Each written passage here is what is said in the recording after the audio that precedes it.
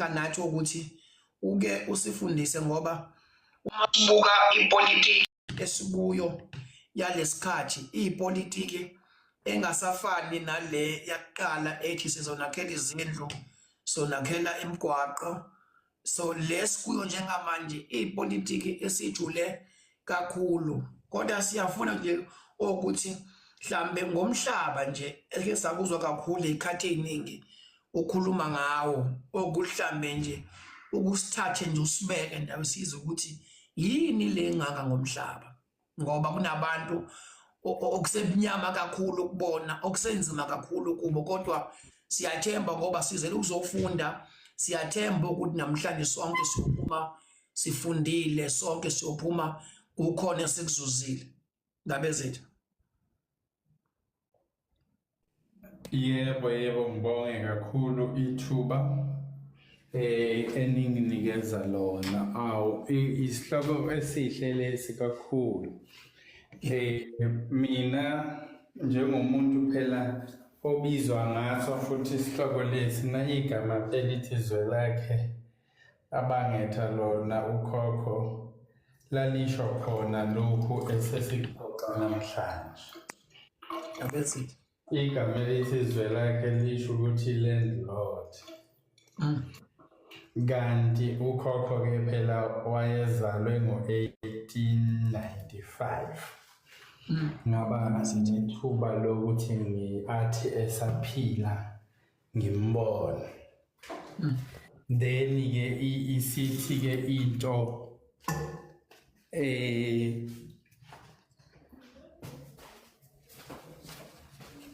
then isithi ke into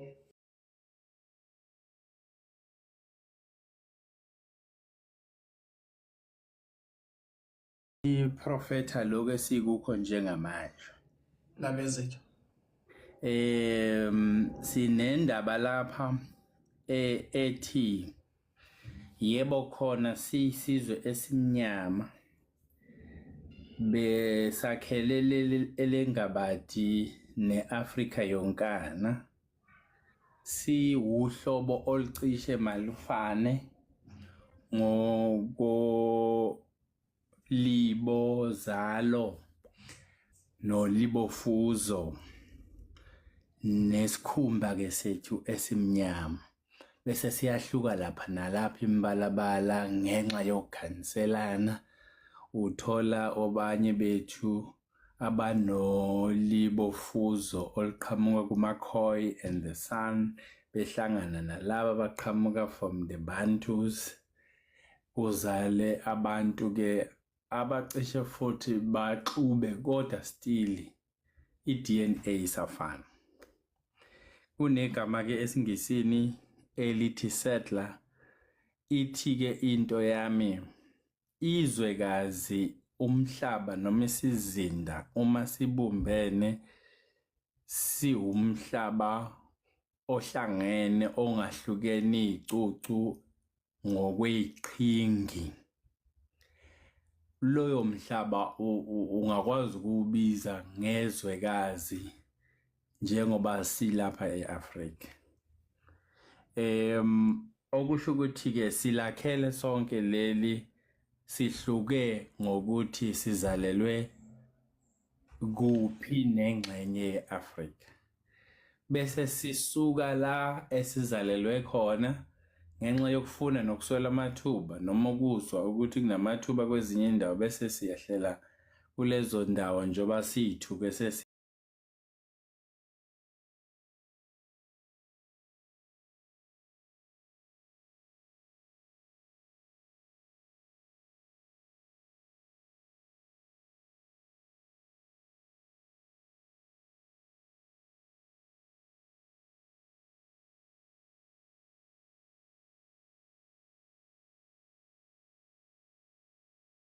but thina sisaqhubeka sifuna amadlelo alihlaza noma sifuna indawo ewuhlobo oluthize kuya ngokuthi yini lo sukuyidinga ngaleso sikhathi in terms of grazing land. Abanye bafuna amanzi, abanye bafuna indawo enento ezithize ezitholakala lapho abantu balandela lokho abakufunayo. Kodwa ke lapha sasesithola ukuthi emva kwesikhathi eside kwaba khona ukuhlukana kwezizwe, bawela abanye ulwandle baya kwezinye indawo beyokhanda amagazi amakhulu, gene pool, kwezinye indawo. Bangabuya-ke noma bangalithola ithuba lokubuya, kwahlukana kanjalo-ke, kodwa namhlanje siyithuka sekunengxenye yabantu abamhlophe abadabuka endaweni ezwenikazi lase-Europe elihlangene ne-Asia.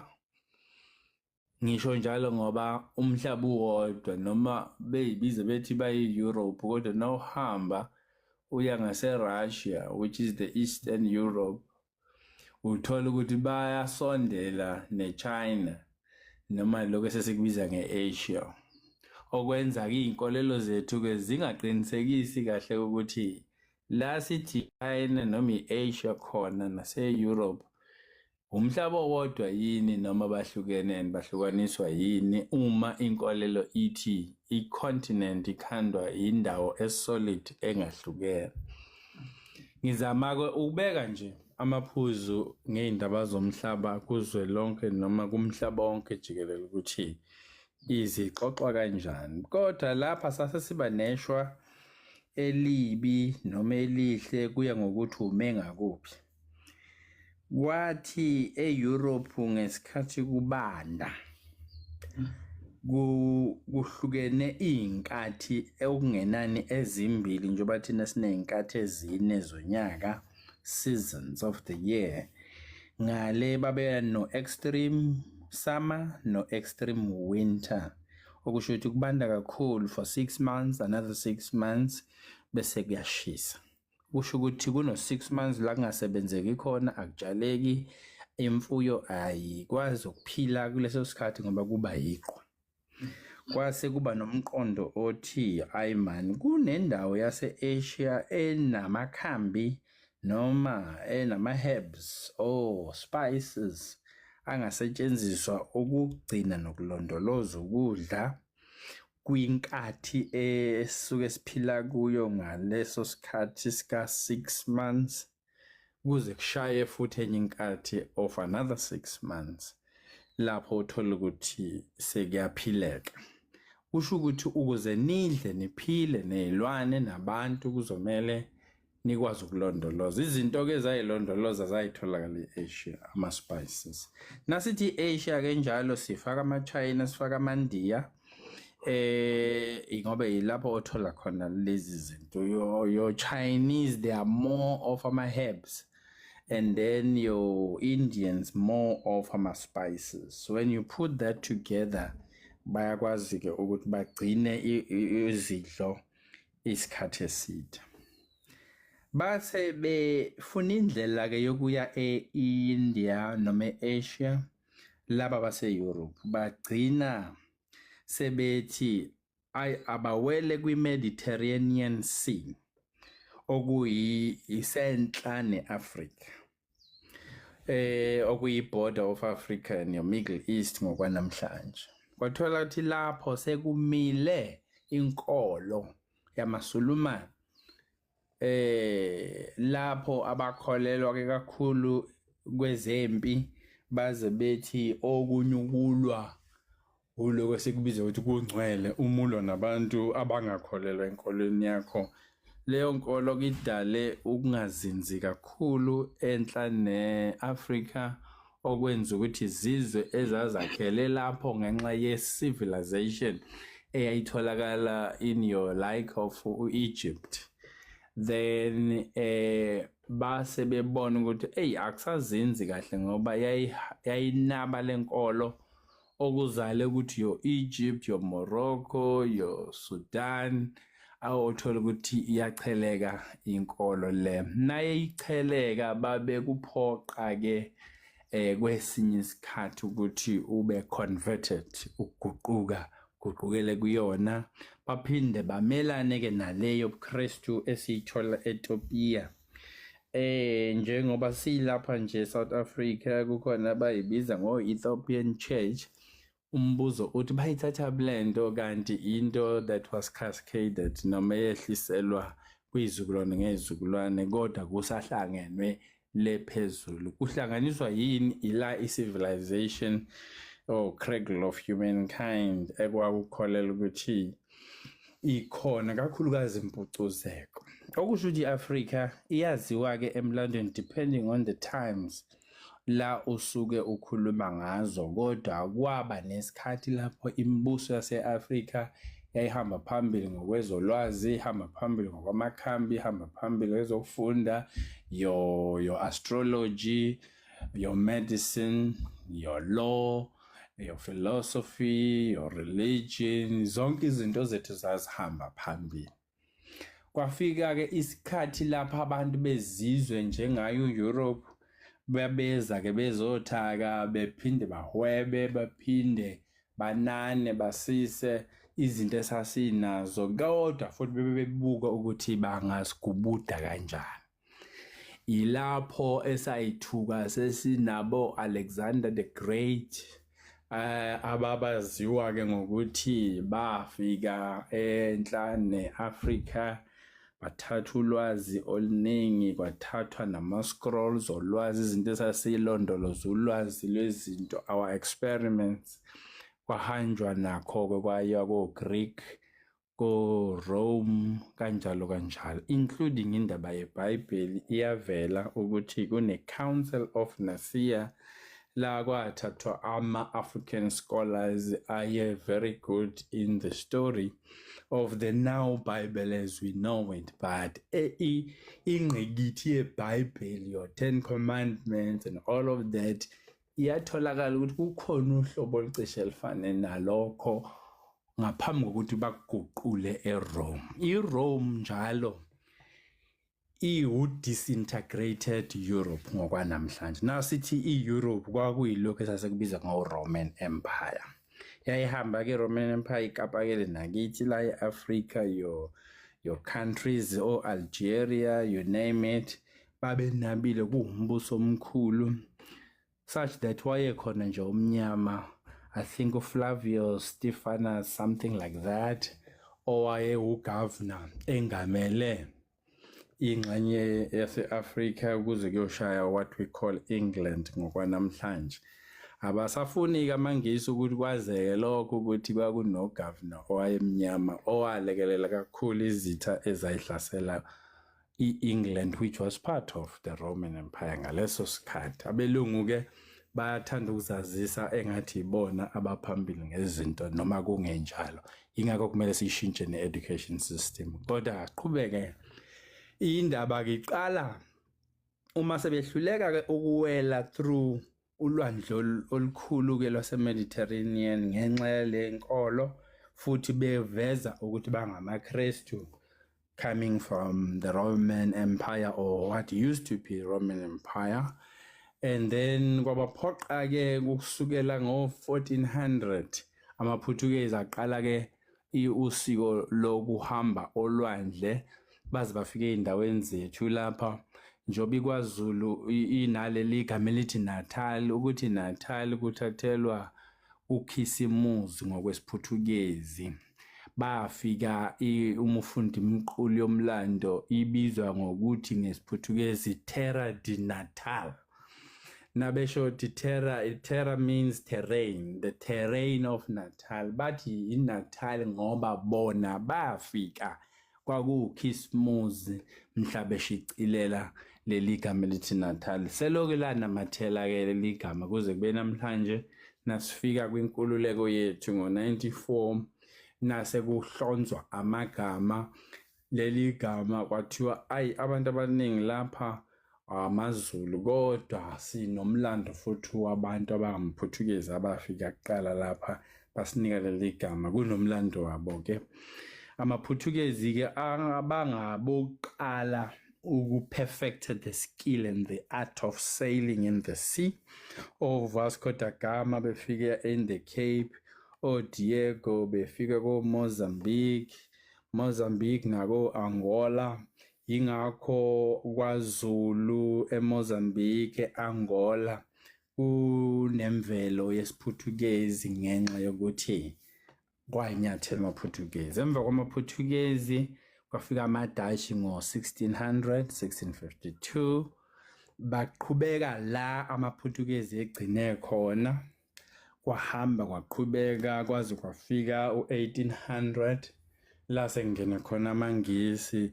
Bangena ngokwezigaba nje bezosigqilaza ingoba babephinde bahluloza kwabo kusukela kumaPutukezi. Bafika amaDashi ba-perfecta into yokwakha i-Dutch East India Company. Leli gama njengoba ulizwa Dutch East India Company, kukhona okunye okubizwa ngo-British East India Company. Kusho ukuthini?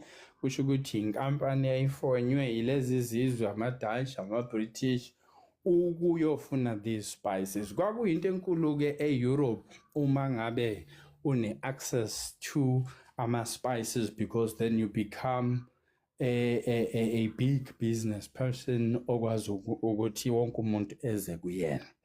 Lezi inkambo zazisekelwa kakhulu-ke amakhosi ase-Europe, your Spanish, your Portuguese, your Dutch, your British, you name them. Bahamba-ke bakha-ke le refreshment station lapha eKapa. Kunezizwe-ke ezihlala lapha, your Khoi and the San ngokuhlukana kwazo, the Namas and the Sarwas and the Griquas. Kodwa futhi uma ufunda umqulu kaMuller, Professor J. Muller, uthola ukuthi as you go into the interior, futhi nongena phakathi usuke eChwebeni eKapa, kwase kubonakala futhi abanye bohlobo olumnyama okuyilaba esibiza ngamaXhosa ngokwanamhlanje, okusho ukuthi babe more into the interior uma ungena, ngoba kwakungahambeki ukungena ngaphakathi. Ngiyacabanga ukuthi kwakuwulwandle most part of what we call the interior city of Cape Town and broader to Western Cape. Kodwa uma uloku usondela abantu babakhe eChwebeni wawukwazi ukuthola abantu abazinze lapho. Okudala lokwehlukana esinakho namhlanje, umuntu nayehlezi la hlezi khona bese ethi ayi yimi ngedwa umuntu okule ndawo, kanti bakhona nabanye abakhona. Kuwukuthi isikhathi sokuhambelana sasingekho kakhulu, ngoba into eyibalekile ukuthola indawo uhlale ubeseke uyafuya, uyalima, uyadla, uyaphila. That was what was important at the time. At the same time ube uvika nezilwane zasendle ezingakusobozela, ngoba phela sizophazamisa imvelo, kanti nakho nathi singabantu siyafuna ukulakhela izwekazi leli. Kuhambe-ke kwaba khona ungezwani, kubangwa khona-ke into yomhlaba, kubangwa amathuba, kubunde kubamwe abesimame, ngoba phela onkunzana nabefikile bafika balambile, akho kudla, so they had to engage your Khoi and San ababenalokhu ababekudla ukuthi manje bakushere nale gang. Kodwa futhi nemkhumbi-ke eyayilokhu ifika eKapa eyidinga ukuthi ilayishwe impahla ukudla ukuze abahamba ngomkhumbi bemazweni abo babe nokudla abakudlayo. Zonke lezo zinto-ke ziyawubanga ulaka. Kwaliwa-ke izimpi ezibalelwa ku-19 wars before the colony of the Cape. For about 229 years kuloko kuyaliwa, kubangwa ubuzwe lobu. Kodwa-ke asidlule igenge-ke lena, nali igama engithanda ukuniqwashisa ngalo uma nibuza le subject yezomhlaba, ibuhlungu kakhulu. Kukhona umuntu lapha wayewu-superintendent egameni elalisabizwa ngokuthi Salisbury eRhodesia eZimbabwe ngokwanamhlanje. Around 1967 lo Ntsumpa wayekhuluma nama-comrade ababelwela inkululeko baseZimbabwe asexube nabakithi eSouth Africa ababe-based eZimbabwe. Kusekusele u-13 years ukuthi iZimbabwe iriche u-1980 la uMgabe wabusa khona. Lapho kwavela indaba ethi nina ningama good fighters, nina balwela inkululeko. Kodwa you will never win anything. Okusho ukuthi anizokuwina lutho ngokuba good ekulweleni izwe leni nenkululeko. Le nkulumo inohlevani ikhulunywa uRon Peters owayewunsumpa ngaleso sikhathi. Kodwa le nkulumo ineqiniso elibuhlungu elithi engathi ithi nawusufunde kahle imibhalo nomlando. Isho ukuthi noma ningazabalaza nizabalazele izwe lenu ngokwezombangazwe. Okusalayo anizukuwina lutho nalapho senicabanga ukuthi niwinile. Kusho ukuthini ke lokho? Uthi ke naseyichaza lo mlungu le ndaba chazela lo oyi-freedom fighter uthi sathatha umhlaba wenu useseyi-virgin. Kusho ungakathintwa, ungakanukubezwa, ungakagujwa, wakhishwa amagugu nazo zonke into ezinhle ozayitholakala khona. Sawushintsha lo mhlaba wenu sawenza enye into okuzothi izizukulwane ezizayo uma zisaqhubeka nokulwela umhlaba zingabe isazi ukuthi zizoqala phi ngoba akusewona umhlaba lo abanithathela wona, sekuwomunye umhlaba. Hayi ngoba usushintshile kodwa ngenxa yokuthi usushintshe okwakhiwe phezulu nesimo sokwakha. Uma usuthi ufuna into yakho umbuzo uthi ufuna yiphi ngoba le isiyenye into ehlukile. Inkulumo engifuna nigxilise lena because ngokufunda kwanamhlanje ilapha basibhida khona ama lawyers nama negotiators nasinegotiatela ukuthi umhlaba wethu mawubuye. Bebecabanga ukuthi ke asihlakaniphanga futhi bayakwazi lokho ukuthi abantu abamnyama imfundo esibafundise yona ayibaniki izikhali zokuthi bahlome bakwazi ukumhlula umlungu kwiqhingasu lakhe lokusithathela umhlaba. Kanti abafundanga elangeni ukuthi sekukhona abanye bethu abahamba ibanga bafunda umlando wezomhlaba baze bafunda according to our colonial masters ukuthi babeqondeni benzani enibasaqhubeka benza. Yilapho ke esingena khona ke thina ngoba nase sixoxe zomhlaba asigcini ngokuxoxa umlando kuphela. Sisuka bese sikhuluma ezomthetho obusa ezomhlaba singene futhi ngokwezomnotho economics perspective ukuthi nawusukhuluma umhlaba ungawugcini ngokukhuluma ngokumlando. Akathi umuntu eselakhile idolobha lakhe laseThekwini ligcwele wonke umhlaba kwasuswa abantu ababakhe khona ngokosiko lidala. Fanele still ukwazi ukubona lo mhlaba nawubuka ama record usho ukuthi akusho lutho ukuthi usuwakhile.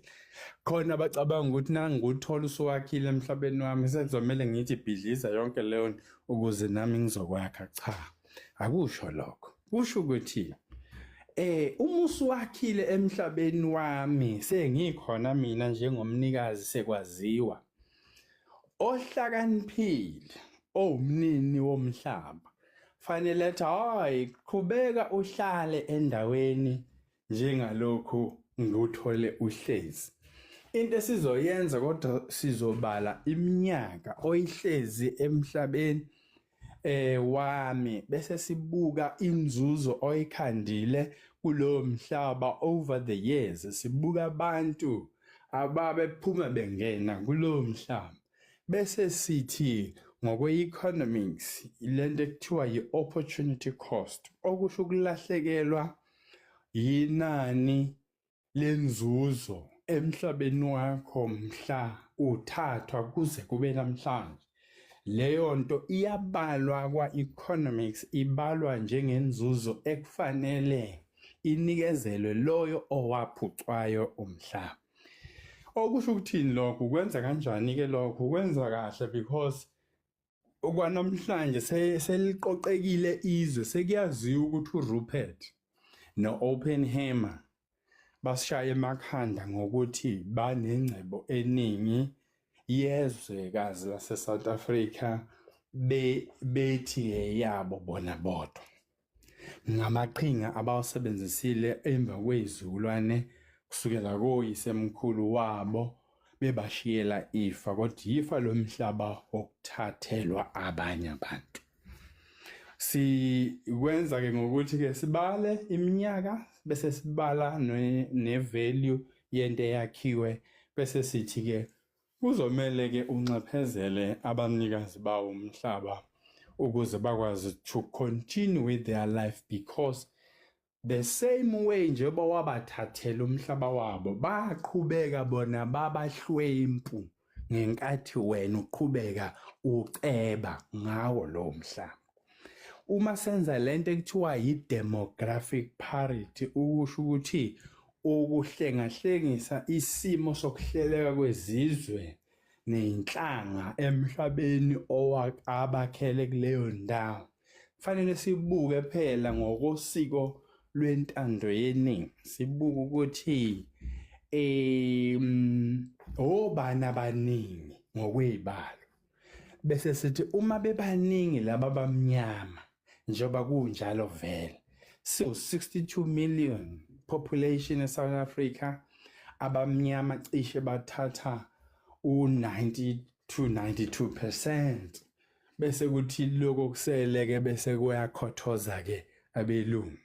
Kodwa kuneshwa elithi labo abancane ngokwezibalo abawu-8% yibona abasilawulayo thina abawu-92%. Okwenza ke ukungalingani kube sezingeni eliphezulu.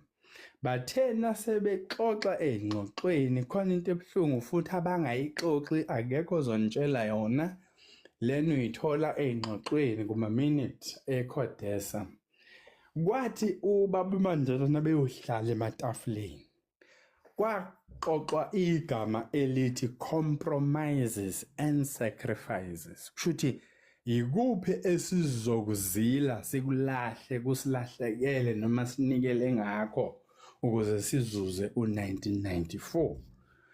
Kwase kukhandwa uhlaka oluthi ezomhlaba, ezomnotho, ezoproperty, shuthi land nezakhiwo maziboshwe zibanjelwe labo abazithuthukisile okungabelungu bangaphucwa lezo zinto.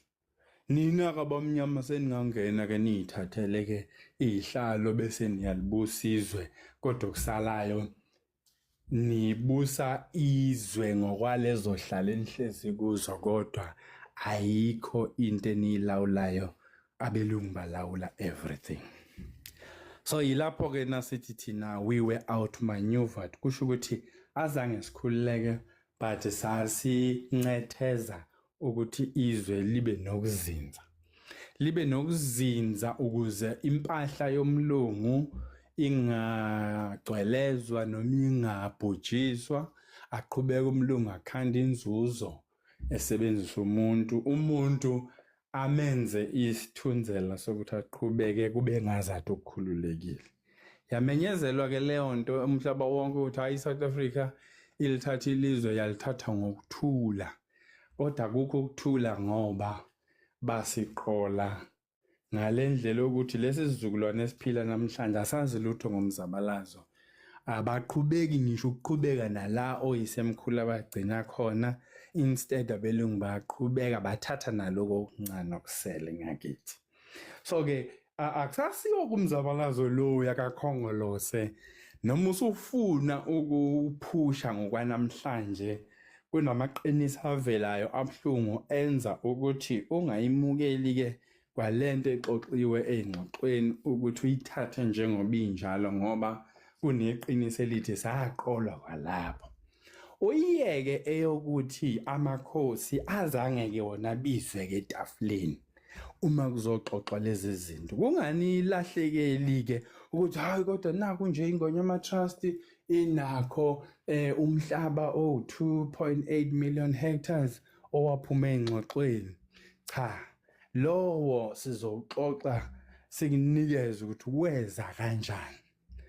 OwaKwaZulu umhlaba angufaki njengoba ubone lo 2.8 sebenze ukuthi ninake lo 2.8 ningawuboni lo munye osele ofaka itheku lonke okusuka othukela ukuya phakathi eThekwini ukuthi wona ke ubuya nini loyo wonke lo semadolobheni nawo kufanele ubuye ngoba kwakususwe abantu so owakwaZulu kwaba i-compromise kusho ukuthi ukulahlekelwa phakathi kwabelungu nabantu abamnyama kakhulu abakwaZulu ngoba abakwaZulu babegabe ngokuthi sibaningi sikuZulu njoba sibaningi almost 10 million people angeke silungene lolu khetho luka-94 uma umhlaba wethu ningawuthathi nofihle nothukuse ngaphansi kwengonyama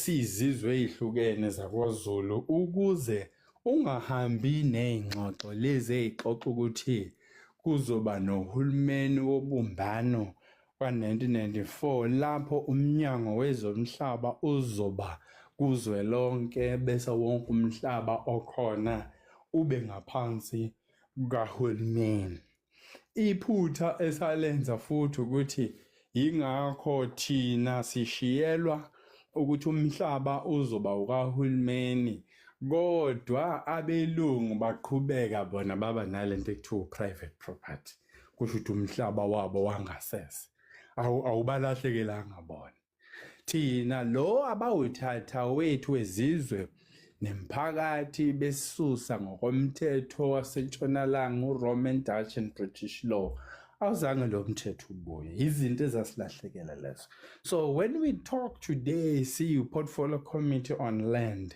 siveza lawo maqiniso nalelinye iphutha efanele nilazi oku-wrong futhi thatha i-constitution ubheke usection 25 ukhuluma ngoproperty isihloko phezulu ngithi mina igama elithi property alisho ukuthi umhlaba loyo nase sihumusha ezomthetho ziyahunyushwa lento ekuthiwa interpretation of statutes ukuthi property ungazathi kusho uma wenza literal interpretation kusho okwakhiwe phezulu komhlaba bese you still have to have igama elithi land okusho umhlaba yiloko okungajiki noma ngabe ziyasuswa izakhiwo phezulu emhlabeni kodwa umhlaba remains the same kodwa manje sithola ukuthi abelungu bona bakwazi ukuzabela umhlaba wangasese futhi onothile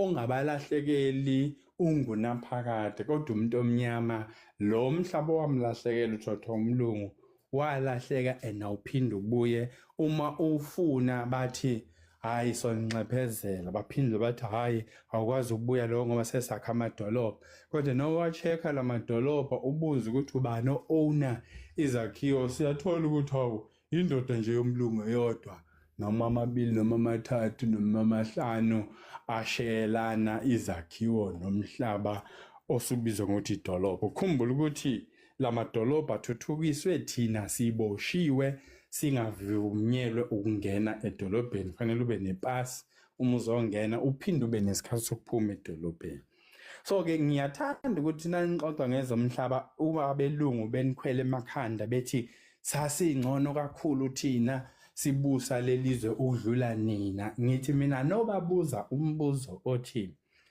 ningcono kanjani uma nanibophe abantu abamnyama ukuthi bangazibandakanye nentuthuko nezombangazwe se-South Africa kwakuyini nodwa niwu-8%. You can imagine abantu abawu-8% balakha idolobha bese beyalihlala futhi bona bodwa baxoshe wonke umuntu ohlala lapho omnyama namhlanje nasekuyisikhathi sokubusa komuntu omnyama sekuthiwa umuntu omnyama akakwazi ukuliphatha izwe kanti khona into esingayinikwa ngithuba lokuthi siyenze and leyo nto ukuthi simxoshe umlungu nathi bese kuhlala thina bese kuthi la behlezi khona sithathe over bese umlungu ayakhonza kumuntu omnyama njengaloku nabefika lapha bafika bakhonze emakhosini ayikhulunywa ke leyo ndaba so nabethi bangcono Ngithi mina ngibaphonsela inselelo ethi ubungcono babo buhamba bufike phi ngoba iformula yokuthuthukisa abayisebenzisa yayisebenza ngoba babebhekelele abantu abawu-8%. Ugesi nje yasithatha ugesi ngoba nikuthatha kancane leyo. Mina nje ekhaya eNewcastle ugesi waqala ukukhanya ama-street lights ngabo-90. Around 1990, 1991 u-Eskom eseqala efaka ugesi, sasikhanyisa ngamakhandlela. Isizathu ukuthi singawutholi ugesi thina sithathwa njenge-labor, siyabantu abamnyama sicontribute kwezomnotho, kodwa kungamanga ngoba umnotho awugayeki uma i-labor ingekho. So kusho ukuthi noma sikhona siyacontributor kodwa i-contribution yethu ayibalwa ibalelo ekutheni singabahlanganyeli kwezomnotho ngoba umthetho osebenzayo othi ezomnotho ezomlungu. So ke ngiyaxwayisa ke ukuthi lo Property Act property clause esuthola ku section 25 ku constitution nasilwela ukuthi mayishintshwe watholakala ngokuthi kuthiwe let's compromise. Kodwa nangibuka lapho umuntu ocompromiseile yilo mnyama obevele ehlushwa all along. Okunye kufanele niqaphele ulo 1913 Land Act ezomthetho zethu zirong kusho mina nibatshela ukuthi ngisho njalo zirong uma zithini. U1913 is a cut off point yokuclaimwa komhlaba ngoba it was ngo1913 nge19 zika June lapho uphasiswa uLand Act ngokokuqala eSouth Africa after the Union of South Africa. Eningakwazi ukuthi lo 1913 kwakuyisigxivizo sokuthi umuntu omnyama ke useyasuswa futhi kusetshenziswa isigaba somthetho ukuthi asuswe. And lokho akusho ukuthi umhlaba uqala ukuhamba ngaleso sikhathi. Wasuvela uthathiwe emva kwempi ka1899 until 1902 ngoba amabhunu eTransvaal ngo1845 nabefika bacela emakhosini uSkwati omela amapedi kube uSomhlolo omela amaswati kube oNzuza oMahlangu abamele amaNdebele ababe abanikazi bomhlaba kulo mhlabakazi waseTransvaal bese kuba amakhosi abeTswana ngale ko North West oBapong noPhukeng na kanjalo konke lokho amabhunu afica lezi zizwe namhlanje sebethi Transvaal yabo yabo kanjani nifica abantu aze athi lamakhosi kakhulukazi uSkwati uma nifuna ukuhlala eTransvaal anohlalisana kahle ngokuthula nabantu benkosi abazange bakwenze lokho kunomqulu ke owabhalwa ngesiDashi othi a black man is a landlord and a white man is a migrant. Ubhalwe ngesiDashi ngeke niwuthole kalula bawufihlile kodwa ukhona uyatholakala. Okusho ukuthini lokho kusho ukuthi umuntu omnyama umnini womhlaba bese kuthi umlungu uyisifiki namthwala. Umlungu uma efuna umhlaba eTransvaal kusho ukuthi fanele alinde iminyaka eyikhulu ukusukela ku1852 kuyoshaya u1952 that is 100 years. Kodwa belungu baweqa lo myalo bathi betray icovenant abayenza nenkosi uSkwati ngwenyama okwase beyithathela umhlaba beqhatha izizwe zamapedi belwe namaNdebele phinda amaNdebele alwe namaSwati kanti ngalesikhathi bebalwisa bodwa lezi zizwe ezimnyama bona bawuncwela umhlaba walamakhosi bayazakhela bese ke bedayisa iqinti ezincane bedayiselo zakwabo ababeqhamuka ngaseKapa befuna indawo zokuhlala ngoba sekuzwakela ukuthi ukhona nomnotho otholakalayo eTransvaal okuba igolide manganese nama-diamond ngale ko-Kimberley nengxenye Northwest so kwase kunaleyo gold rush so ke kwaqalela kwamanje kwathenga itende kodwa zithengwa zibe zitshontshwe emntwini omnyama bese kudayiselwa umlungu. Yikho uma usufunda emqulu yaseTransvaal ibhale ukuthi Zuid-Afrikaanse Republiek, which is a Dutch, okusho ukuthi i-republic yamadashi noma abantu umsuka noma bawumsinsi wasedashi. Kodwa manje bawu-owna leyo mhlaba ezweni lamakhosi amaPedi, your Vendas, your Tsongas, your Swatis, your Ndebeles, your Tswanas, your Sothos. So izinto lezi ekufanele nizazi. Ngo-1913 ke bacima wonke amagama esintu ayeveza ukuthi isizwe sakaMkwena sasila, isizwe sakaSkhosana sasila, isizwe sakaMthimunye sasila, isizwe sakaDlamini sasila. Bawasula lawo magama ambalwa kuphela asalayo base kuthi replacewa ngamagama esibhunu. So uthola Langlaagte, usuthola Nooit Gedacht, usuthola Rietvlei, usuthola Kamels Rivier, Kamels Drift. Amagama njalo ukameli ugamela wesizwe samaNdebele omnguni nomsiza bona sebethi Kamiel ngeAfrikaans kanti ugamela.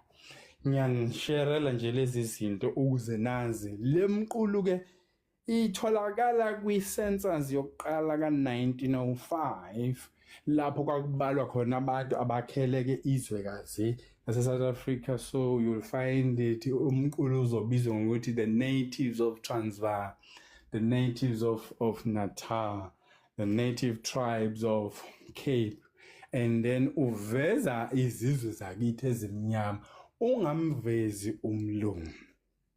Kodwa namhlanje abelungu bathi here is ons tweede vaderland, umhlaba wokhokho bethu lona esiyitholele wona ngoba sificela sangathola muntu. Bakhuluma igama lesiLatini elisho ukuthi no man's land, kusho ukuthi umhlaba ongenamnini wawo. Izinto lezi ekufanele nizazi. So uma ngabe sixoxa ke ngendaba yezomhlaba sithini ke manje? Fanele sibe economical, sibe legalistic, sibe historical, sibe geographical, bese sibe universal. Kodwa before sifike lapho awubuye umhlaba wethu. So abelungu ke bathi sinithathele awusewona lokhana bayitshela ukuthi ngeke sikwazi ukubona ukuthi umuphi umhlaba wethu. So ke sithi thina akunjani, awubuyele lo nyaka nje sihlela lokho ukuthi makuphase eParliament umthetho ozohlehlisa lo 1913 uze kungenani uyoshaya ku1652 lapho umhlaba efika amabhuku abeqala ukukhuluma kanjani ngoba wrong lamabhuku esiwafundayo awasitsheli lutho ngathi asitshela ngabo bese benza into ebuhlungu education system yethu. Uma ungaziyeli e-library uyofunda ezinye izincwadi ezingangconywanga yikolo lezi esiyifundayo, uzofunda kuphela ibhuku elodwa bese uyitshela usuyisifundiswa, kanti kufanele uhambe kuyofunda nalezi ezingangconywanga uzothola iqiniso eliphelele. Kodwa bayazi ukuthi le education abakunike yona ngeke kunikeze konke lokho, kuzokuthatha isikhathi. Yikho ke ngithi amaNgisi aqopha umlando eParliament ngo-1835 ngeyi-2 zikaFebruary. uLord Macaulay wathi angikaze ngibabona abantu abacebe ngalendlela abahlezi ngokuthula abanganabo ukuqola, wonke umuntu uhlezi kahle. Kodwa laba bantu uma sifuna ukubanqoba kuzomela sishintshe zikamoya zabo ukuze sibadayisele ezethu e-Europe, siphinde sishintshe ne-education system yabo. I-education system yabo ibafundisa ngobuzwe babo nomlando wabo nokuhlala kwabo, asibatshele ngokwenhlalo yase-Europe. Yingakho-ke ey'koleni zethu besifunda ngabelungu singafundi ngabantu. Noma usufundile ngabantu akusho lutho ngoba i-economic system bayi-design in such a way that iyahwebelana i-Afrika namazwe ase-Europe, kuthathwe ezomnotho zase-Afrika ziyodliwa ukuthuthukisa amazwe asentshonalanga, bese bethi iyona ndlela yokuphila le okungelona iqiniso. kanti izwe lethu lithathwe njenge-colony of settlement, kusho ukuthi indawo yezigqila, indawo yase-Afrika egqilazwa ngokuthi kuhlale abantu base-Europe kuyo kunabantu bakhona. Iphinde kube yi-colony of contestation, okusho ukuthi indawo enombango phakathi kwey'khondlakhondla zase-Europe ezayihlangene kumhlangano ka-1884 to 1885 from November to February, bexoxa ngokuthi bangayisikela kanjani izwekazi lase-Afrika beyisikele amazwe ase-Europe. Kwakuhlangene amakhosi ase-Europe including o-president base-America. Uphinde kube yi-colony of exploitation, kusho ukuthi amazwe lawo axhashazwayo-ke ngayo yonke into eyigugu etholakala khona to exploit, kusho ukuxhaphaza. Kusenziwa kuze kube namhlanje. Kunenkulumo enohlevana etholakala, I think is Erasmus University, lecturing abantwana base-Europe, ithi kubo, we must not allow Africa to industrialize. Kusho ukuthi akumele sivumele izwekazi lase-Afrika liyithuthukise ngokwakha imboni, ngokusebenzisa umcebo namagugu atholakala khona, ngoba fanele lawo magugu siwathathe thina njengo-Europe for cheap, almost for nothing, ngoba impilo yethu njengabantu base-Europe idepende kakhulu kwi-Afrika. So i-Afrika masiyenze ihlale iyinto elwayo ebhekane nezimpi kodwa engakwazi ukuzithuthukisa yona ngokwayo, kanti lokho kwenziwa ngamabomu. So nanibona kugcwele izimpi, kugcwele amasotsha, abayekile abase-Europe ukuletha iy'nkambi zamasotsha, azizelanga ini, zizele ukuzontshontsha abangakutshontsha bese bephinde begubuda umbuso osukukhona ngaleso sikhathi, ngoba kwathiwa ngoba sebehlakaniphile abase-Afrika, asenzeni usingankululeko we-Afrika ngokuthi sithathe laba asebekhulele endaweni yezigqila zabantu abamnyama e-Europe, asebelifundile ulimi lomlungu, sebe-understanda ne-economic system yomlungu, sibuyise bona bazobusa amazwe abo ase-Afrika, kodwa sebekwazi ukukhuluma ulimi lwesingisi nesiphuthukezi nespanish kanjalo njalo. Ngokwenze njalo kuzothi kubusa umuntu omnyama ezweni lase-Afrika, kodwa kuqhubeke incindezelo yomuntu omnyama isiqhutshwa umuntu omnyama, ngoba lowo muntu hayi ukuthi unikezwe igunya lokulibusa izwe ngendlela athanda ngayo, uboshelwe eketangeni ukuthi uzokwenza yonke imiyalo efunwa umlungu. Uma eweqa lo myalo uyafa nokufa, noma uyasuswa kuphinde kufakwe omunye umuntu omnyama. Ababukayo babuke umuntu omnyama ehluleka, kanti kwenziwe ngamabomu ukuthi ahluleka, okusho ukuthi i-independence of Africa nayo iwumbombayi. Uma sengikhuluma iqiniso ngikusho lokhu njengomuntu osekufunde phansi ngakubona kubhaliwe ukuthi let's act as if Africa is free by establishing puppet regimes, but by so doing it will be the continuation of colonialism in a special kind. Ilento eyafelwa uKwame Nkrumah, umongameli wokuqala waseGhana, uma ethi uyalithuthukisa izwe, uyalishintsha ezomnotho, wabulawa ecishe eseno-6 years ebusa, ngoba usevusa abantu abamnyama ukuthi abathatha umnotho kanti abafuni. So kamazwe ase-Afrika nje bekuthiwa siphuwa, asikho phuwa senziwe ukuthi bephuwa. Umlungu uyatshontsha everyday ngendlela ehlakaniphile, ethatha izinto ayozigaya ezweni lakubo, kuvulwa amathuba omsebenzi, kuvulwa imboni, lezo mboni ikhiqiza impahla ezophinde zibuyisele kithi e-Afrika bese siyithenga thina. Yonke lento sisakhokha kuze kube namhlanje. Ithi into yami, sikhokha ini kulamazwe kuthiwa siyawakweleta ase-Europe, asibali yini ukuthi sebekhipha ongakanani nomnotho emazweni akithi. Ihamba kanjalo indaba yomhlaba, such that okunye sengiphetha i-currency system yethu nawubheka kwale mali esithi irandi esiyisebenzisayo yaqanjwa yibo njalo abelungu. kuphinde kube yibona futhi abalawula amandla erandi ngokuthi batha irandi liyantengantenga besho umnotho ucontrolwa yibona kanti bengamele i-currency yethu iphelelwa amandla ngoba umnotho sokhipha la iwona osekela ipound nedollar ukuthi lingaphelelwa amandla ngoba usetshenziswa an economic system ukuthi uma unegolide elingaka usho ukuthi imali yakho iqinile inamandla ngoba lelo zolikhiqiza into esetshenziswayo ukuthi sikhiqize umnotho ozodayiselwa amanye amazwe kodwa lo mnotho udliwa yilamazwe adla kusala bese kuthi la kuqhamuka khona lezi zinto kuthiwa siphuwa which is a lie. So kuningi la samele sikhule khona njengesizwekazi. Ngiyabonga. Siyabonga kakhulu Ndaba Ezitha.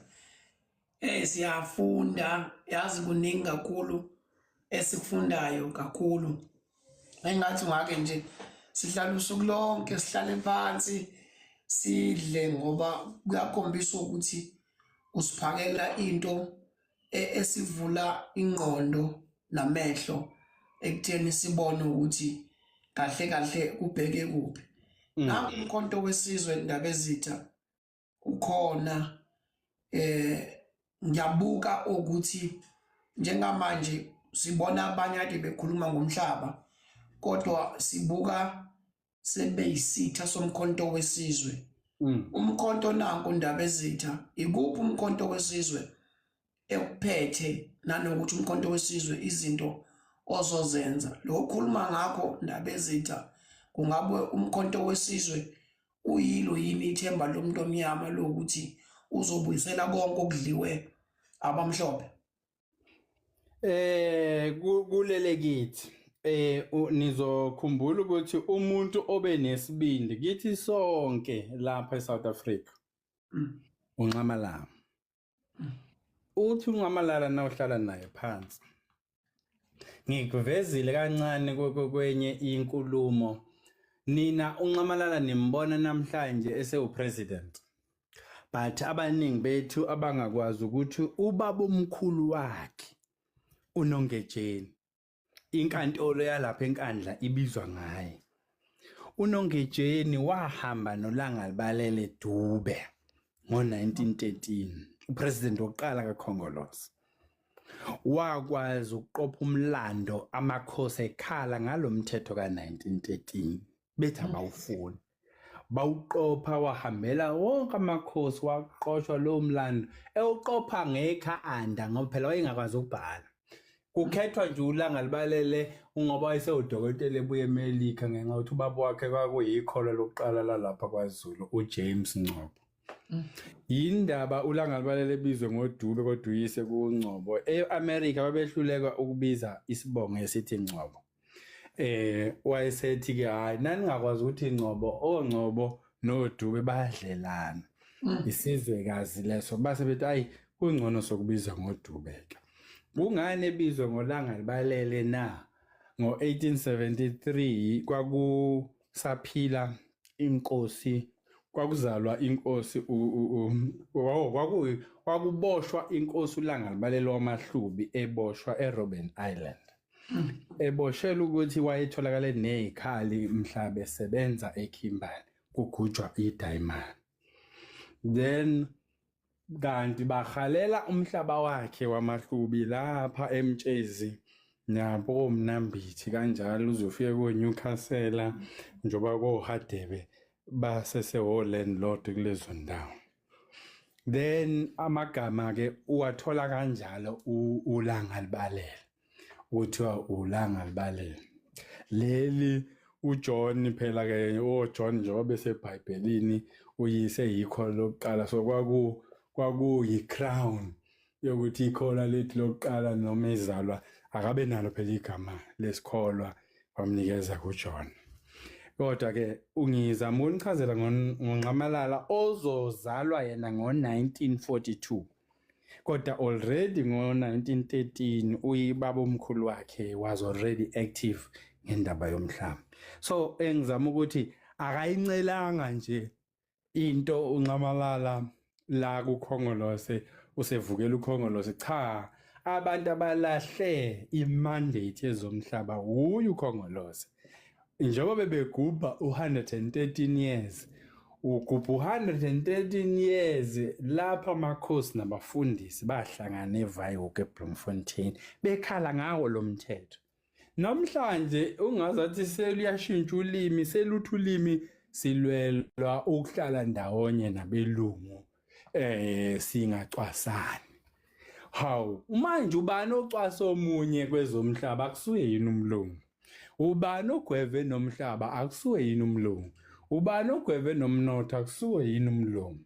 Kungani abamnyama bona imfundo yabo noma sebefundile kodwa ayibafaka emnothweni?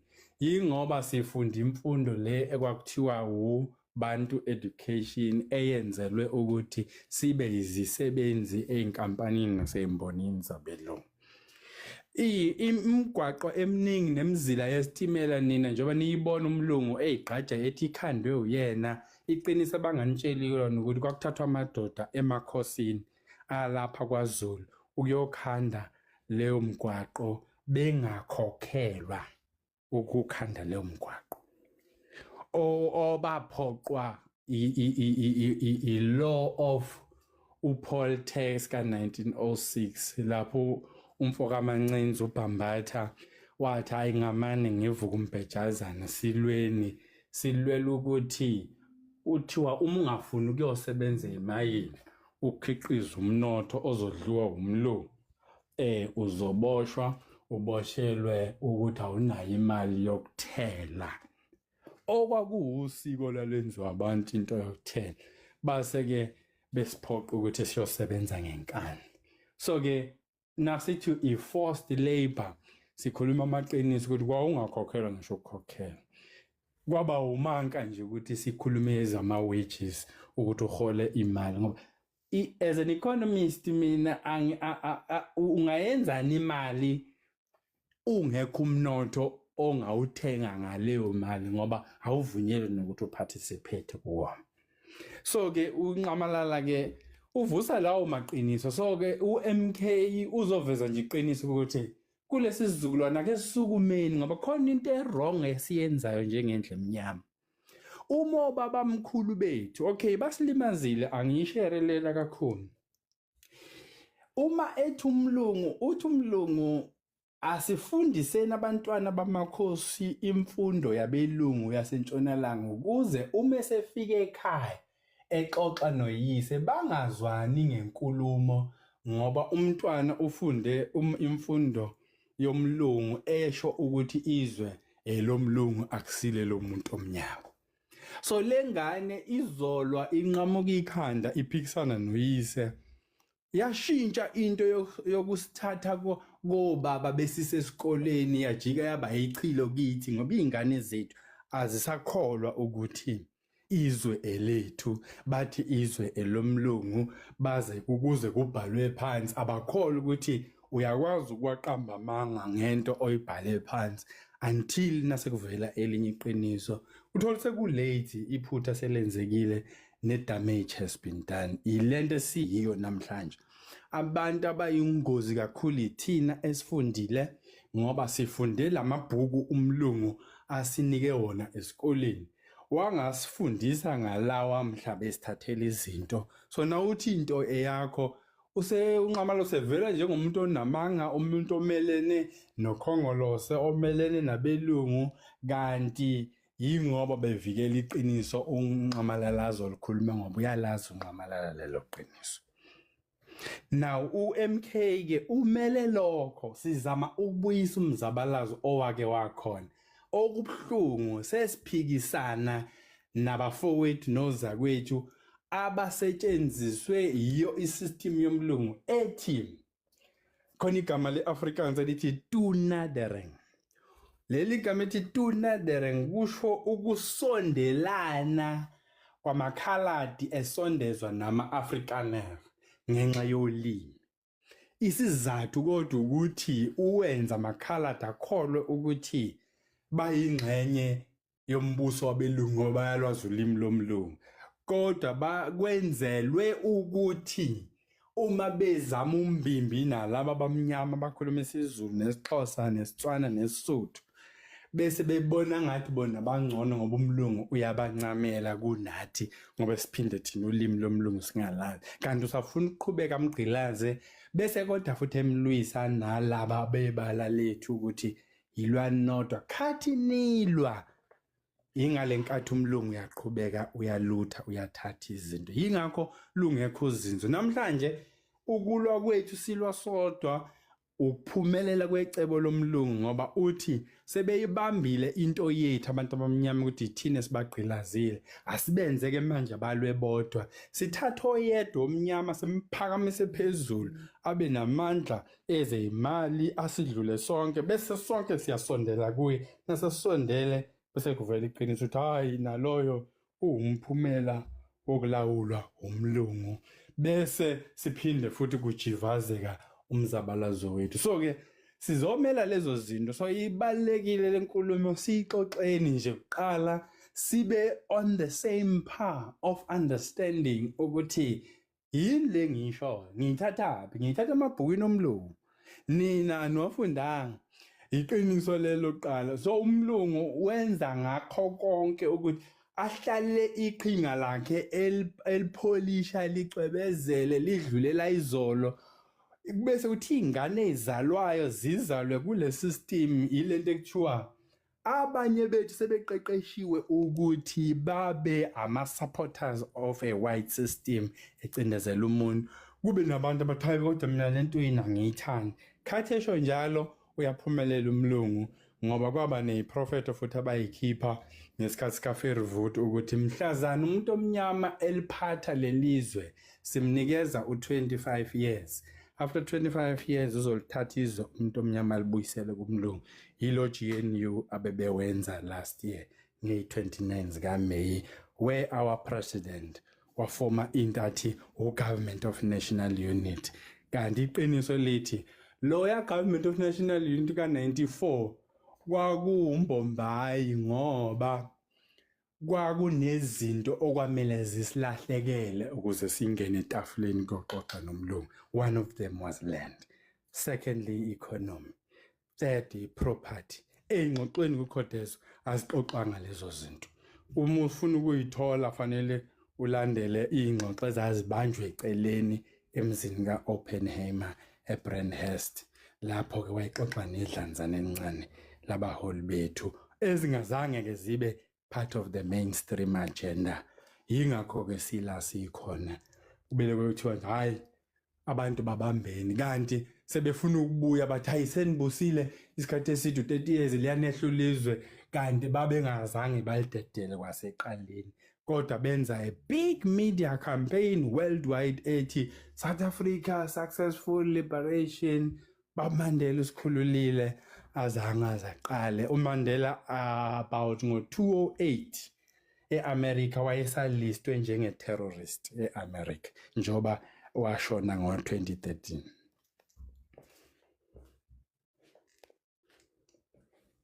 Hey nabezitha hey mnandi ukulalela sifunda lukhulu kakhulu ngicela nje ukufaka nje ababili mase nje besha bakushoyo mase siyagoqa nje indaba ezethu ukuze nawe ukhululeke ngoba kuyisonto nje ngiyazi ukuthi ubhizi kakhulu ilanga lomndeni la khona umndeni uhlala khona nawo uphumula siyabonga nje kakhulu nje indaba ezethu ngicela nje ukufaka nje manje 2 umuntu emunye nje u2 minutes wakhe mase siyayigoqa ngane zakwethu ngiyabonga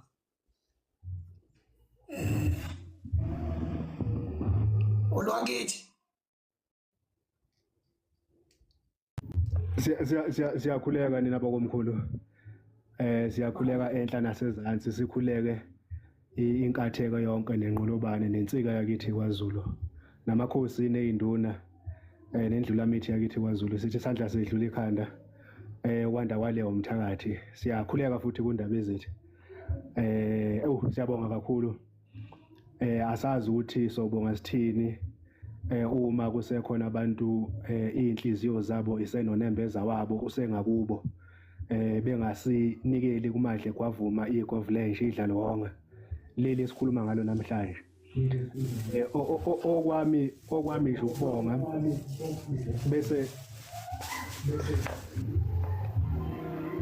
bese ngidlulisa ukuthi sinenkinga lapha wemfuka khomo nawe indaba ezitha.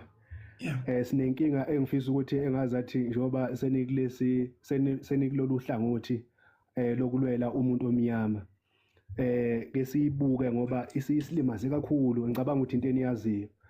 Nibuke lapha na abantu bakithi bahlangene phezulu bahlukene ezansi bangamahele asihlangene. Kanjani na mawubuka lapha nemhlanga umuntu ohlala emhlanga nomuntu ohlala ezimbali ucabanga ukuthi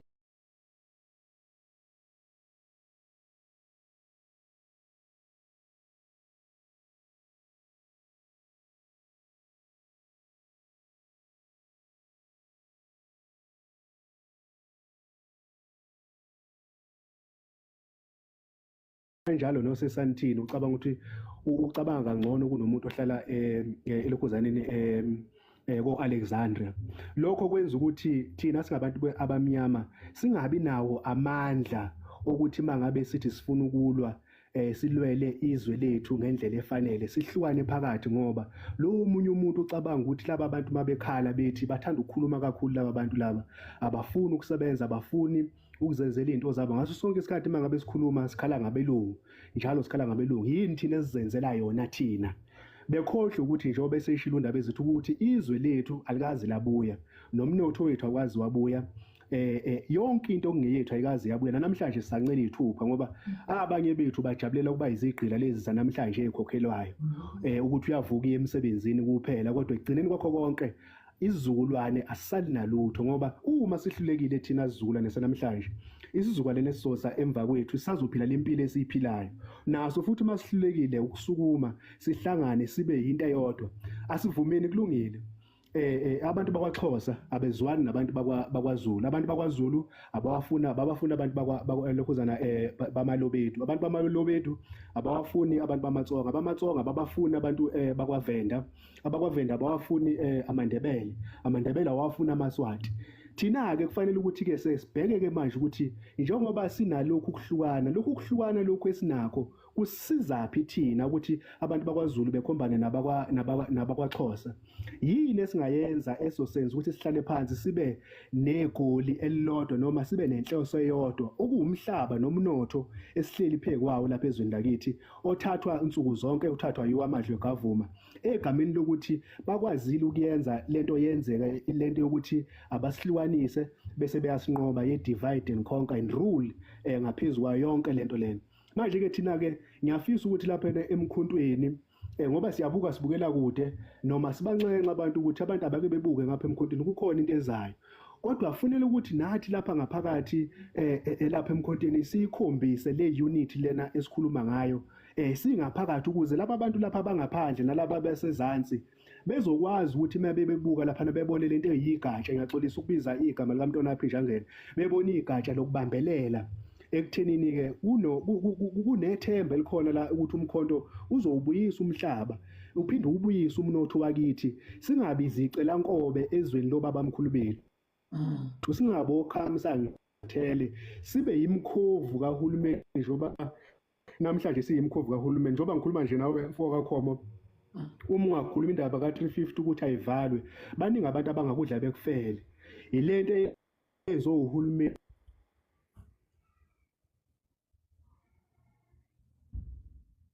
inetwork lapha emkhuleni zathi ezoba imoto noma ezosishayela siye phambili singabantu ukuthi asihlanganeni singabantu sonke singahlukani ngoba masihlukene siyolimala kakhulu kunaqala ngeke siphinde silungele ilutho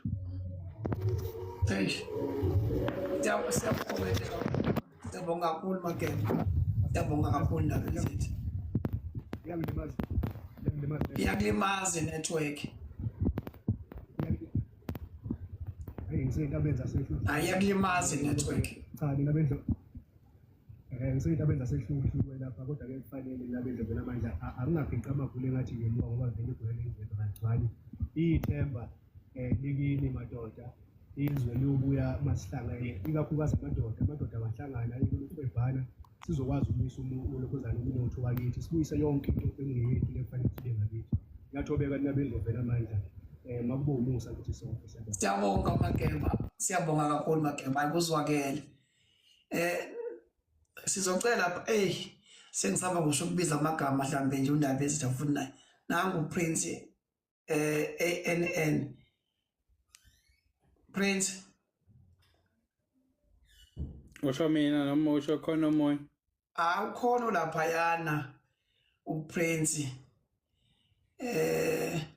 Kodwa ke ngisase ngiyamemeza ayivuleki imic yakhe kulungile. Mkhonto amakhosi qona namandla. Qhawe namandla angibingelela kwabaphezulu abasezansi comment section bese ngibingelela kakhulu kuNdaba Ezitha udingiswayo. Ngithi nje Ndaba Ezitha siyabonga ukuthi ube nathi namhlanje. Angizuphawula kakhulu imibuzo nje emithathu and then bese mhlambe ke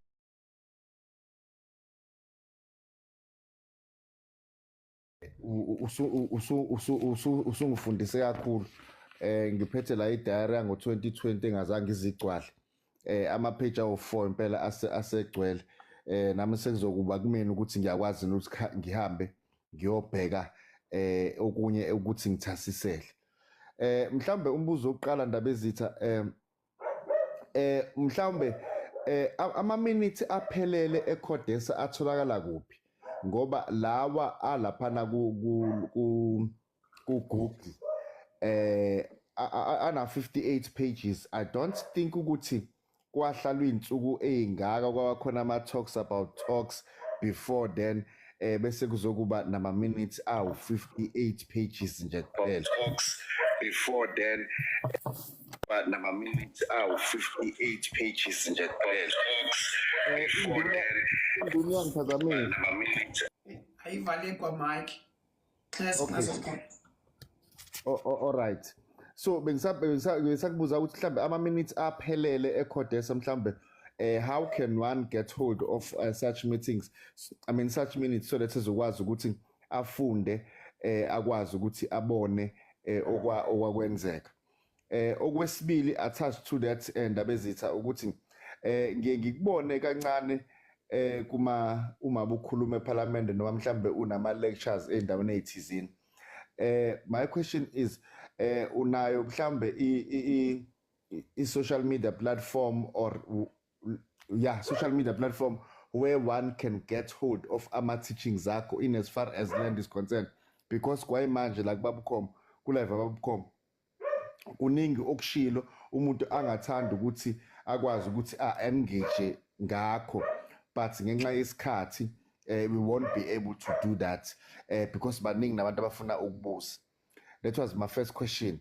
The second question baba mhlambe I don't know ukuthi mhlambe ngingene late mhlambe busudlulile kuyona lenkiya kithela yeNgonyama Trust yala KwaZulu Natal. Mhlambe uma ngase nje uma ngabe uthola ithuba munalo isikhathi mhlambe uthi fahla kancane ngayo ukuthi what is happening. Siyazi ukuthi yaqalwa ubaba uLokhunja uMG Buthelezi benengonyama engasekho uLokhunja ubaba uBhejane Phuma esiqiwini. Mhlambe mangase usichazele because abantu abaningi bezwa ukuthi kunabantu abaqoshwayo manje isilo esibusayo isilo engathi siya gatekeeper or whatsoever, and abantu aba understand ukuthi ngempela mekukhulunywa ngeNgonyama Trust iyini and how is it benefiting abantu bakwaZulu Natal in particular. And number okugcina ke manje mhlambe mangase uclarify this narrative engicanga ukuthi yenziwe amabhunu yokuthi thina abantu abamaZulu in particular or amanguni speaking people, they arrived in South Africa in 1815.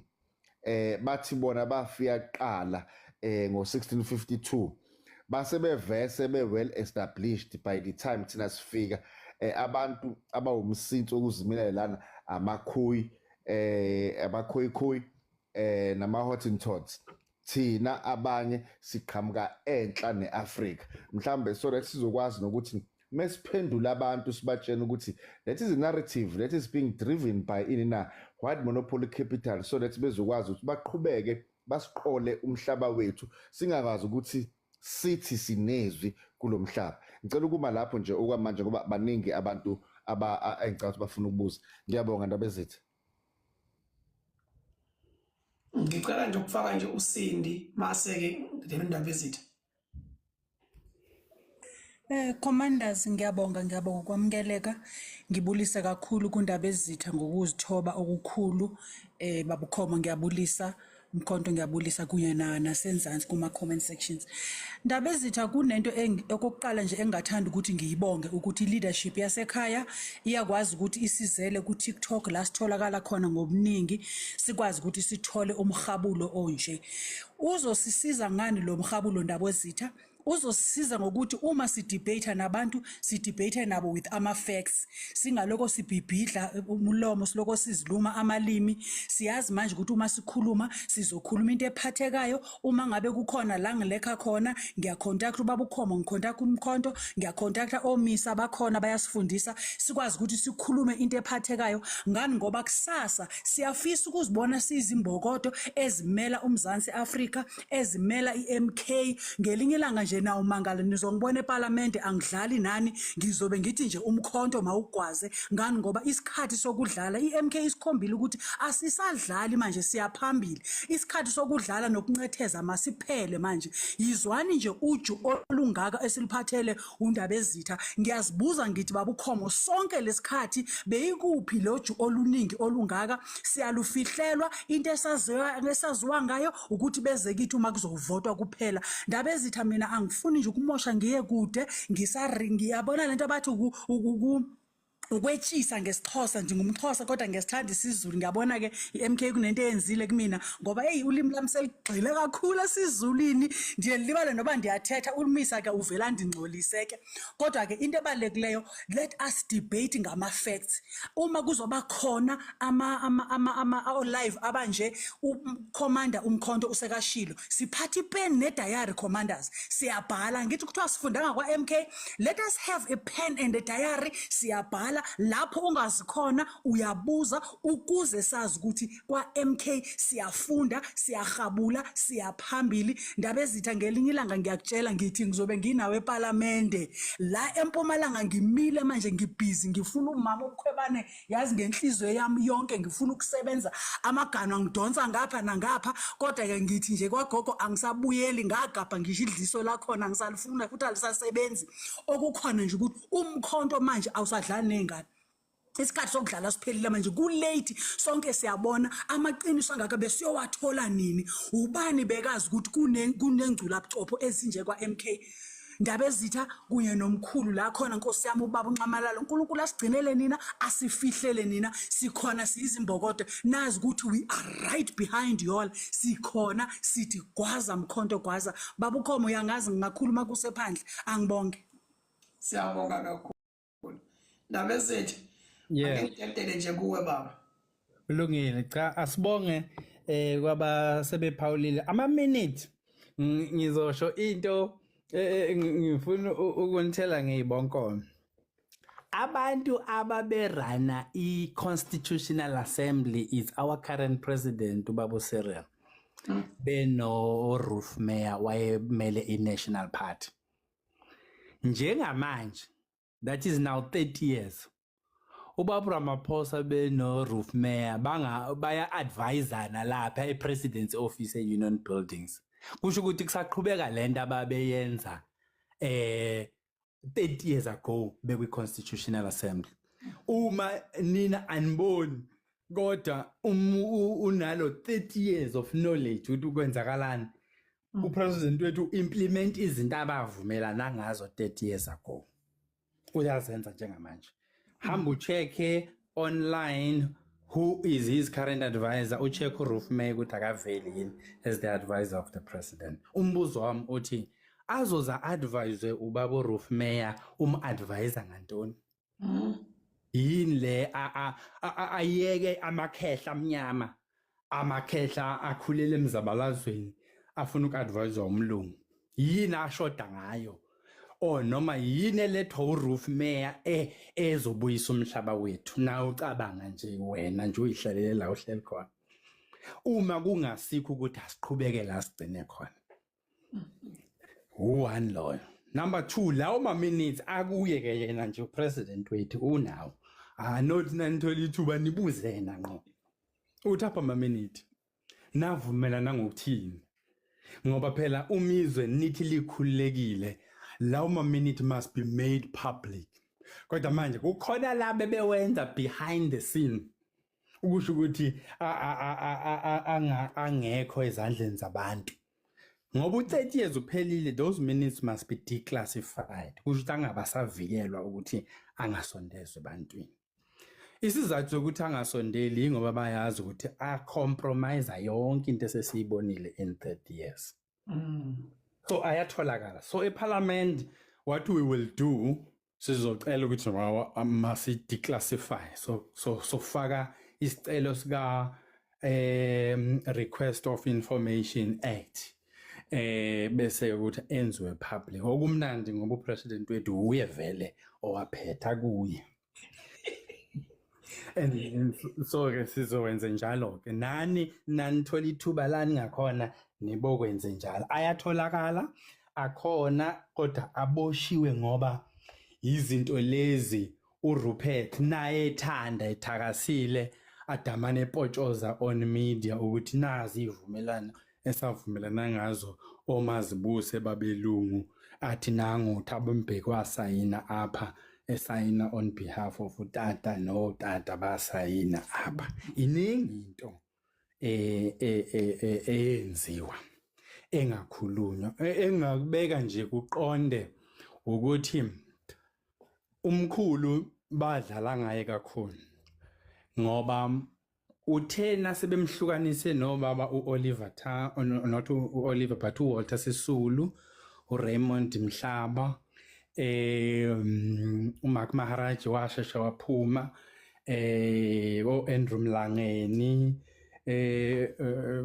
to mention a few khathe sehlukene nabo babemvakashela yena yedwa bese bemfaka umqondo othi uzoba oqala omnyama uzoba upresident kwadayiswa lelo phepha nje kuphela kwakushiwo njalo uzongena emlandweni so ke sicela ukuthi sisale sesiyiqhuba lento kanje so utata uma balalela on that angle bona on the other end bafakazela ezinye zezinto abangasamtshelanga zona abazozenza automatically uma omkhulu evuma ukuthi hayi kulungile ke ngikhipheni so part of the condition yokuphuma kwakhe kwathiwa hlakaza umkhonto wesizwe okwakuumkhonto bawufonywe ngama-60s awufonywe uye kwathiwa uhlakaza njenganini amasotsha kuthiwa mawabeka izikhali zawo phansi angithi leyo nto yadala leya nonsense eyenzeka ku-World Trade Center o-Terry Branch bangena ngama military cars bebhodloza kubhizi kuxoxwa lapha thina siphethe ama briefcase bangena nebhamu ngoba bengayifuni le nto nanixoxa lapha ezophuca umlungu isinkwe emlonyeni after sebehlakazile kanti kwakwenzeka ukuthi ningathi go and regroup niphinde niqale impi sezivumelene uChrisani bamshaya nje ngoba even i-bodyguard yakhe kwathiwa mayihlale eLusaka ingeza South Africa ngoba akabi safe kodwa yena bavumela ukuthi weza la ngoba ezoba ingxenye yengxoxo wazwakala ama-views akhe nayekhuluma ethi sifuna umuntu omnyama aphile njengomlungu ba-own ama-factors of production okuyi-land, buildings, owners equity and labor bambona ukuthi lo uyena khandashisa lo and lento ayikhulumayo iphambene nale esesivumelane nomkhulu nayo ejele eseyedwa so kusho uChris uzophazamisa. Yingakho ngo1991 eWestville first ANC conference the unbanning of ANC first conference wakhethwa uTata as a president. Kwase kukhethwa uThabo noChris 50-50 bebambene ngamavoti ukuba udeputy president. Why? Uhafu kaKhongolose wawufuna uThabo, uhafu ufuna uChris. Kwathiwa ayike nayinje isiyabheda. Mkhulu uyothi na usupresident uzoyikhethela phakathi kwaThabo noChris. And then kwakubaqhatha lokho kwangafanele yenziwe le yanto. Ngoba sekuzwakela ukuthi uwe wena ungivalela ithuba nawe ungivalela ithuba. Kwaba ukuthi ke izindala zombili. Akashaywe koyedwa akafo yedwa. Naye efo yedwa it's an automatic ukuthi lo munye ingabe saxoxa. Ingakho ke kwasekhetha ubaba Walter Sisulu waba udeputy kaMandela. Okwesikhashana until 94. Ngishare nje lento ngoba ngivuse usinga yilema lama minute eCodes. Sizowathola asisho njani imedia platform na ungibona njoba ngithule ngizama ukunivukuza. Nginivukuza ukuthi iqala ake ngihlakaze ukhakhayi ngibona ukhakhayi lweni liqinile na. Nizokumukela yini lezi zinto engizozisho. Isizathu mina ngihlale u24 years ngitrainer studying lezi zinto. Umyalo wawuclear ukuthi ungajoyini lutho ngoba whatever okujoyinayo kuyisystem so iyakungcolisa. Ngingena manje ngoba sekuzwakela ukuthi ngiphethe indaba yezomhlaba nomlando ukuqondisa. So i-platform sizoyivula ukhona umuntu engicabanga ukuthi ongilekelelayo ngokuloke eqoqa lezi zimvo izovuleka nasivulekile bese ke siqhubeka kodwa isikhona zikhona inhlelo so nizo